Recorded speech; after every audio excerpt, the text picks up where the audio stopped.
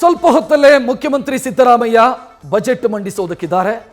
ಆ ಬಜೆಟ್ನಲ್ಲಿ ಅವರು ಇತಿಹಾಸವನ್ನ ಕೂಡ ಸೃಷ್ಟಿಸೋದಕ್ಕಿದ್ದಾರೆ. ಅದಕ್ಕೆ ಕಾರಣ ಇದೆ.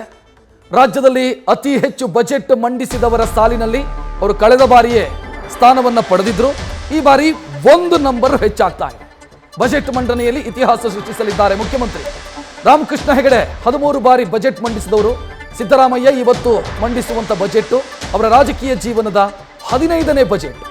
ಮುಖ್ಯಮಂತ್ರಿಯಾಗಿ 8ನೇ ಬಜೆಟ್. ಈ ಬಾರಿಯ ಬಜೆಟ್ ಗಾತ್ರದಲ್ಲೂ ಕೂಡ ದೊಡ್ಡ ಮಟ್ಟದ ಹೆಚ್ಚಳವಾಗುವಂತ ಸಾಧ್ಯತೆ ಇದೆ. ಕಳೆದ ಬಾರಿ 3.27 ಲಕ್ಷ ಕೋಟಿಯ ಬಜೆಟ್ ಅನ್ನ ಜುಲೈ 7ನೇ ತಾರೀಕು ಮುಖ್ಯಮಂತ್ರಿ ಮಂಡಿಸಿದ್ರು. ಈ ಬಾರಿ 3.80 ಲಕ್ಷ ಕೋಟಿಗೆ ಬಜೆಟ್ ಗಾತ್ರ ಹಿಗ್ಗೋ ಸಾಧ್ಯತೆ ಇದೆ. ಅಂದ್ರೆ 14% ಇನ್ಕ್ರೀಸ್.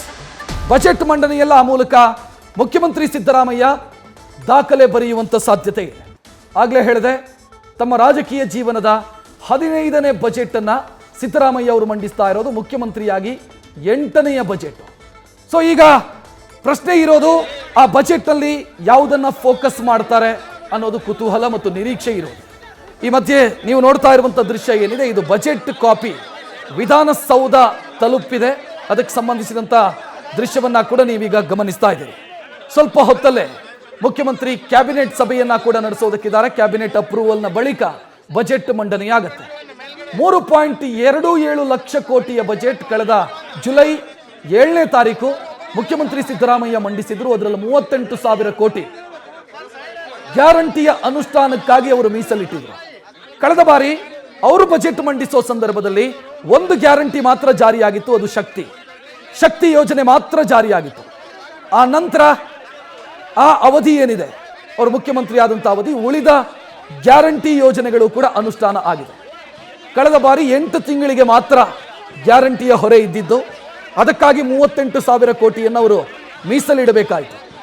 ಈ ಬಾರಿ ಇಡೀ ವರ್ಷಕ್ಕೆ ಅವರು ಬಜೆಟ್ ಮಂಡಿಸ್ತಾ ಇರೋದ್ರಿಂದ ಗ್ಯಾರಂಟಿಗಾಗಿಯೇ ವಿನಿಯೋಗ ಮಾಡುವಂತ ದುಡ್ಡಿನ ಪ್ರಮಾಣ, ಹಣದ ಪ್ರಮಾಣ ಬರೋಬ್ಬರಿ 58,000 ಕೋಟಿ ಆಗುವಂತ ಸಾಧ್ಯತೆ ಇದೆ. ಅಂದ್ರೆ ಈ ರಾಜ್ಯದ ಬಜೆಟ್ನ ಆಲ್ಮೋಸ್ಟ್ 15%, 15% 5 ಗ್ಯಾರಂಟಿ ಯೋಜನೆಗಳಿಗೆ ವಿನಿಯೋಗ ಮಾಡಬೇಕಾದಂತ ಅಗತ್ಯ ಇದೆ. ಇದರ ಮಧ್ಯೆ ಇನ್ನೊಂದು ವಿಚಾರವನ್ನ ಕೂಡ ನಾವು ಹೇಳಬೇಕಾಗತ್ತೆ. ಸಾಲದ ಪ್ರಮಾಣ ವರ್ಷದಿಂದ ವರ್ಷಕ್ಕೆ ಹೆಚ್ಚಾಗ್ತಾನೆ ಇದೆ. ಈಗ ಈ ವರ್ಷದ ಅಂತ್ಯಕ್ಕೆ ರಾಜ್ಯದ ಬೊಕ್ಕಸದ ಮೇಲಿರುವಂತ ಸಾಲ 5.64 ಲಕ್ಷ ಕೋಟಿ. ಇಷ್ಟು ದೊಡ್ಡ ಪ್ರಮಾಣದ ಸಾಲವನ್ನ ಈ ರಾಜ್ಯ ಹೊಂದಿದೆ. ಕಳೆದ ಆರ್ಥಿಕ ವರ್ಷದಲ್ಲಿ ರಾಜ್ಯ ಮಾಡಿದಂತ ಸಾಲ 86,000 ಕೋಟಿ. ಈ ವರ್ಷ ಸಾಲ ಮಾಡದೆ ಗ್ಯಾರಂಟಿಗಳನ್ನ ಕೊಡೋದಕ್ಕೆ ಸಾಧ್ಯ ಇಲ್ಲ ಅನ್ನುವಂಥ ಸ್ಥಿತಿ ಇದೆ. ಟ್ಯಾಕ್ಸ್ ಹಾಕೋದಿದ್ರೆ ಯಾವುದಕ್ಕೆ ಹಾಕ್ತೀರಿ? ನೀವು ನಿತ್ಯ ಶೋಷಿತರು ಅಂತ ಕರೆಯಲ್ಪಡುವಂತ ಎಣ್ಣೆ ಪ್ರಿಯರ ಮೇಲೆ ಟ್ಯಾಕ್ಸ್ ಹಾಕ್ತಾ ಹೋದ್ರೆ ಆಲ್ಮೋಸ್ಟ್ ಅವರು ಮ್ಯಾಕ್ಸಿಮಮ್ ರೀಚ್ ಆಗಿದ್ದಾರೆ. ಕಳೆದ ಆರ್ಥಿಕ ವರ್ಷದಲ್ಲಿ 36,000 ಕೋಟಿ ಟಾರ್ಗೆಟ್ ಅನ್ನು ಅಬಕಾರಿ ಇಲಾಖೆಗೆ ಕೊಡಲಾಗಿತ್ತು. ಆಲ್ಮೋಸ್ಟ್ ರೀಚ್ ಆಗೋ ಹಂತದಲ್ಲಿ ಆ ಇಲಾಖೆ ಇದೆ. ಸೊ ಟ್ಯಾಕ್ಸ್ ಹಾಕ್ತೀರಿ ಅಂತಾದ್ರೆ ಯಾವುದಕ್ಕೆ ಹಾಕ್ತೀರಿ? ಟ್ಯಾಕ್ಸ್ ಹಾಕದೇ ಇದ್ರೆ ಸಾಲ ಮಾಡಬೇಕಾದಂಥ ಅನಿವಾರ್ಯತೆ, ಎಷ್ಟರ ಮಟ್ಟಿಗೆ ಸಾಲ ಮಾಡಬಹುದು? ಸೊ ಇದೆಲ್ಲ ಸಹಜ ಕುತೂಹಲ. ಹೆಚ್ಚಿನ ಡೀಟೇಲ್ ನೀಡೋದಕ್ಕೆ ನಮ್ಮ ಪ್ರತಿನಿಧಿ ಹರೀಶ್ ನೇರ ಸಂಪರ್ಕದಲ್ಲಿ. ಹರೀಶ್, ಒಂದು ಬಜೆಟ್ ಅಲ್ಲಿ ಏನ್ ಸಿಗತ್ತೆ ಅನ್ನೋದು ಲೆಕ್ಕಾಚಾರ ರಾಜ್ಯದ ಜನರದ್ದಾದ್ರೆ ಹೇಗೆ ದುಡ್ಡು ಹೊಂದಾಣಿಕೆ ಮಾಡ್ತಾರೆ ಅನ್ನೋದು ಸರ್ಕಾರದ ತಲೆನೋವು. ಸವಾಲಿದೆ ಅಂತ ಅನ್ಸುತ್ತೆ. ರಾಜ್ಯ ಸರ್ಕಾರದ ಮುಂದೆ ದೊಡ್ಡ ಸವಾಲಿದೆ.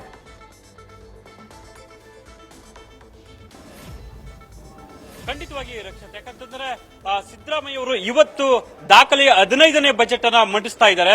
ಸೊ ಸಾಕಷ್ಟು ನಿರೀಕ್ಷೆಗಳು ಕೂಡ ರಾಜ್ಯದ ಜನರಿಗಿರುವಂತದ್ದು. ಏನೆಲ್ಲ ಯೋಜನೆಗಳನ್ನ ಘೋಷಣೆ ಮಾಡ್ತಾರೆ, ಯಾವೆಲ್ಲ ಇಲಾಖೆಗಳಿಗೆ ಸಂಬಂಧಪಟ್ಟಾಗ ಏನೆಲ್ಲ ಹೊಸತನಕ್ಕೆ ಇವತ್ತು ನಾಂದಿ ಆಡ್ತಾರೆ ಅನ್ನುವಂಥದ್ದು ಕೂಡ ಸಾಕಷ್ಟು ಕುತೂಹಲಕ್ಕೆ ಎಡೆ ಮಾಡಿಕೊಟ್ಟಿದೆ. ಒಂದು ಈ ಬಾರಿಯ ಲೋಕಸಭಾ ಚುನಾವಣೆ ಕೂಡ ಕಣ್ಣೆದುರಿಗೆ ಇರುವಂತದ್ದು. ಈ ಹಿನ್ನೆಲೆಯಲ್ಲಿ ಸಿದ್ದರಾಮಯ್ಯ ಅವರು ಯಾವ ರೀತಿಯಲ್ಲಿ ಕೂಡ, ಯಾಕಂದ್ರೆ ಚುನಾವಣಾ ಬಜೆಟ್ ಮಂಡಿಸ್ತಾರ ಅಥವಾ ಬೇರೆ ಯಾವ ರೀತಿಯಲ್ಲಿ ಲೆಕ್ಕಾಚಾರದಲ್ಲಿ ಬಜೆಟ್ ಅನ್ನು ಮಂಡಿಸ್ತಾರೆ ಅನ್ನುವಂಥದ್ದು ಕೂಡ ರಾಜ್ಯ ಜನರಿಗೆ ಸಾಕಷ್ಟು ನಿರೀಕ್ಷೆ ಕುತೂಹಲ ಕೂಡ ಇರುವಂತದ್ದು. ಹಾಗಾಗಿ ಸಿದ್ದರಾಮಯ್ಯ ಅವರ ಈ ಬಾರಿಯ ಬಜೆಟ್, ಯಾಕಂತಂದ್ರೆ ಅವರು ಸತತವಾಗಿ ಕಳೆದ ಬಾರಿ 14ನೇ ಬಜೆಟ್ ಮಂಡಿದ್ರೆ ಈ ಬಾರಿ 15ನೇ ಬಜೆಟ್ ಅನ್ನು ಮಂಡಿಸ್ತಾ ಇರುವಂತದ್ದು.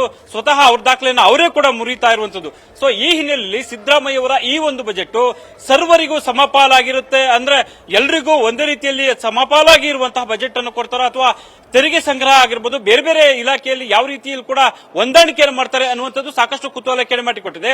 ಈಗಾಗಲೇ ಗ್ಯಾರಂಟಿ ಯೋಜನೆಗಳಿಗೆ 59,000 ಕೋಟಿಯನ್ನ ಮೀಸಲಾಗಿ ಮೀಸಲಾಗಿಡಬೇಕಾದಂತ ಒಂದು ಅನಿವಾರ್ಯತೆ ಸವಾಲು ಕೂಡ ರಾಜ್ಯ ಸರ್ಕಾರ ಮುಂದೆ ಇರುವಂತದ್ದು.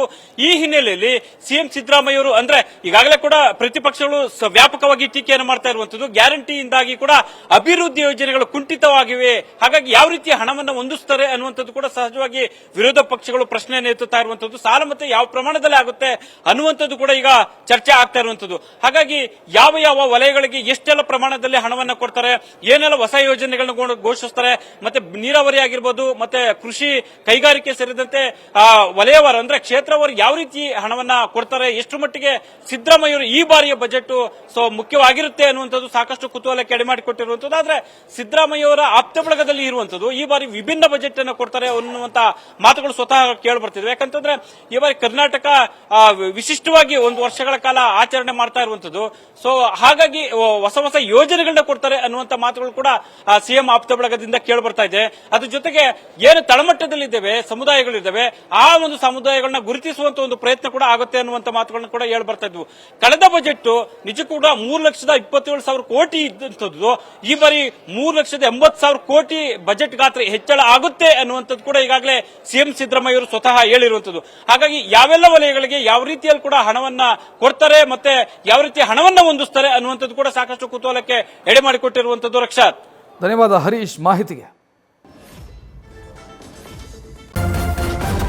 ನ್ಯೂಸ್ ಫಸ್ಟ್ ನಿರ್ಭೀತಿಯಿಂದ ನಿಮ್ಮ ಪರವಾಗಿ.